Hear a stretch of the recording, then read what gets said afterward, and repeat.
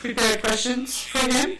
So I will allow MIKHELSON to choose his own intervention theme, which is going to be still and again gas. He will address the forum. And I'd like to say that in the last 10 years, we've witnessed a serious changes. There has been a growth in consumption. So growing prices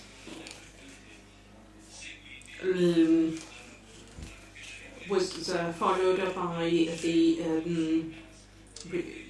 the decline in the growth rate of the economy and a slight recovery. And it has been a new collapse, so that the market today is looking for an equilibrium. Over the past 10 years, energy consumption grew by 3.5 times, and oil consumption increased by 8 times. Nuclear energy grew by some 100%, or 100 times rather. And renewable energy sources grew by 280 times. So the world nowadays consumes 130 billion tons of energy. 1/3 is generated by oil, 30% is accounted for by coal, gas represents 24%, 6.5% is accounted for by hydroelectric energy, then there's nuclear energy on top of that. And despite the rapid growth of renewables, only account for 2.5% of the energy being produced. Each one of these energy sources is still being developed, so the choice between one and the other source is due to the level of technology progress. This indeed has an ever greater importance in finding the right energy balance. Energy plays a very important role. Oil and gas were the most important fuels in the 20th century. The gas consumption is growing importantly, and huge efforts are being made to further progress technology in discovery in the renewables. But I believe that many more investments are required to further develop these technologies for the renewables. So I believe that even nuclear energy, whose safety has been questioned because of the many catastrophes, will further develop. Now, in terms of turnover, we see that there's a methane or gas developing, and we also hope for the liquefied gas technologies being further promoted. I'm now going to share with you some assumptions. Gas production is over 183 billion cubic meters on a regular basis. No deposits are found. For example, recently, Eni said that there's an important gas deposit in the Mediterranean Sea. According to top experts, the utmost of the extraction will only be achieved in the future. In the meanwhile, consumed gas is increasing. Gas is used for residential purposes. For the heating, worldwide liquefied gas use is also increasing. Natural liquefied gas is playing an ever greater role, and in the future it could be used also for engines.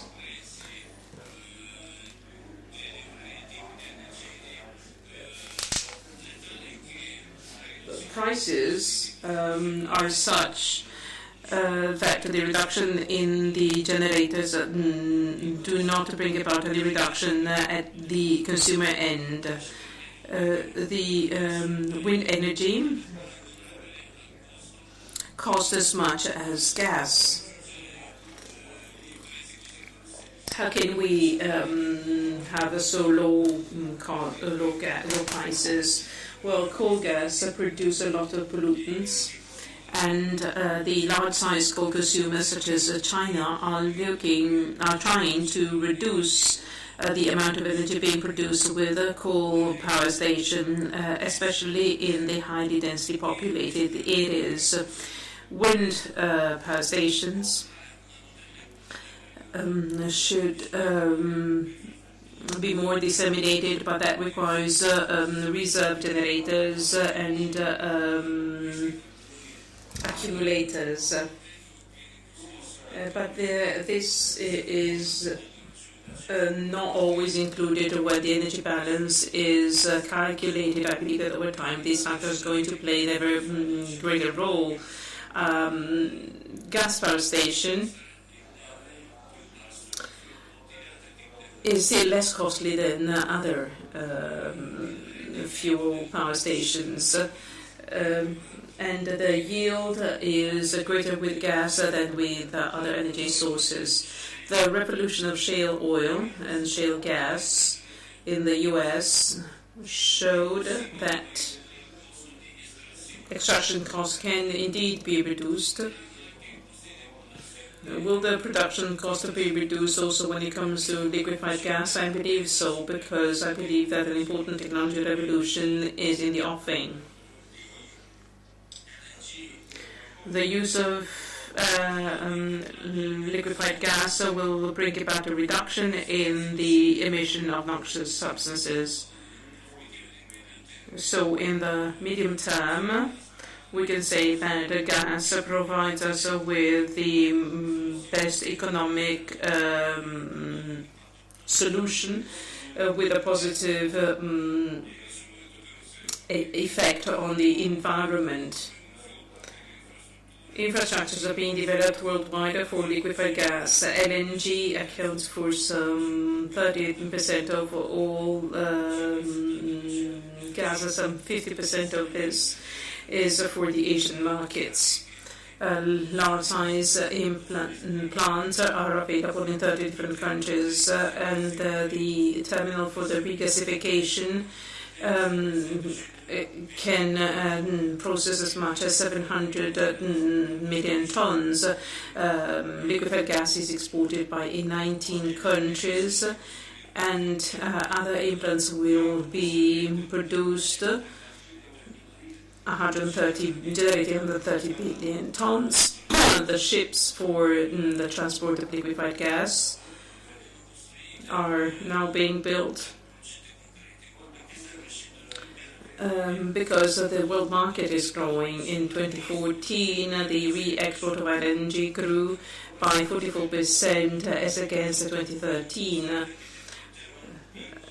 Smaller terminals are being built as well for special means of transport, so that the energy market is becoming totally independent of a global dimension. The market is ever more liquid. The formation of price depends ever less on the price of other energy materials.